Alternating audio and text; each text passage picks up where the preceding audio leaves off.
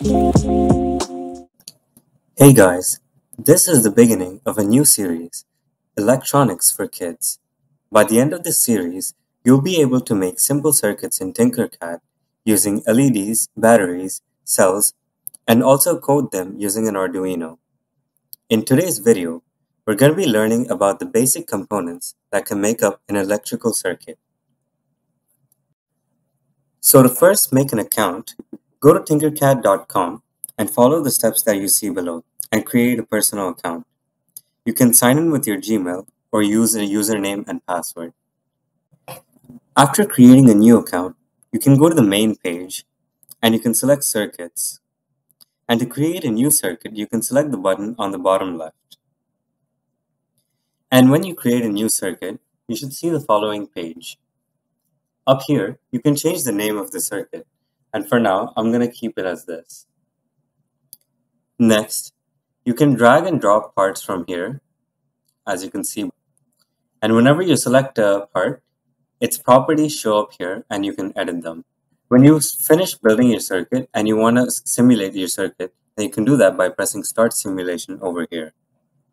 Now let's talk about each and every individual part that we're going to learn about. The battery is the power source of any circuit. And we usually use a 9 volts battery to provide current for our circuits. And the red terminal is called the positive terminal and the black one is a negative. The LED is something that glows when current is passed through it. And the longer leg with the bend is the positive terminal. The shorter leg is the negative terminal. We can also change the color of the LED by going through its properties over here. And as you can see, we have 6 different colors over here. Open and closed circuits. A closed circuit is when the current in the circuit has a complete path to follow, as you can see on the right side. Whereas on the left side, the current only has one way to go through, and it's an open circuit. In this case, the current doesn't actually flow, and the circuit won't work. And this is a push button, and we can control the flow of the circuit by turning it on and off, as we can see here. And when it's pushed down, the circuit is closed and the current is able to flow through. And we can see the configuration of the 4 different pins in the diagram below. The resistor. When you make a circuit with just the battery and LED, you'll get a warning saying that there's too much voltage in the LED. And to avoid this, we can use a resistor, which actually limits the amount of current passing through. This way, we can light up our LED safely using a 9 volts battery. So I can bring the battery from here. I can also bring the LED from here. And we can connect the positive to the positive and the negative to the negative. And if we start the simulation, as you can see, there's a warning that there's too much current in the LED.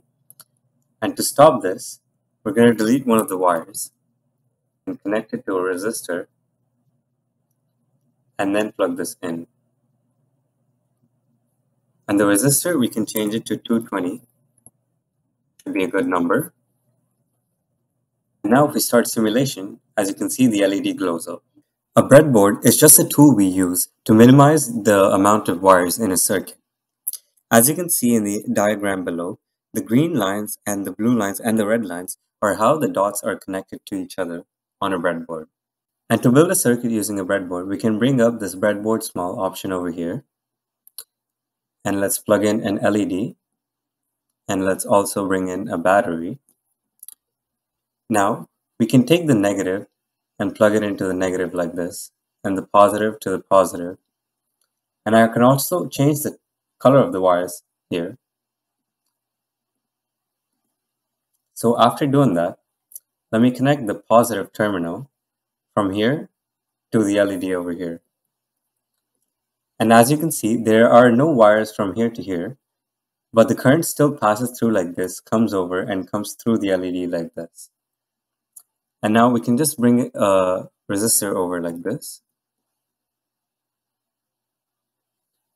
And this resistor is now connected to the LED because it's in the same row. And we can connect this to the negative terminal. And now if we start the simulation, the LED should glow again. And that's the end for today's video, guys. Thanks for watching and see you in the next video.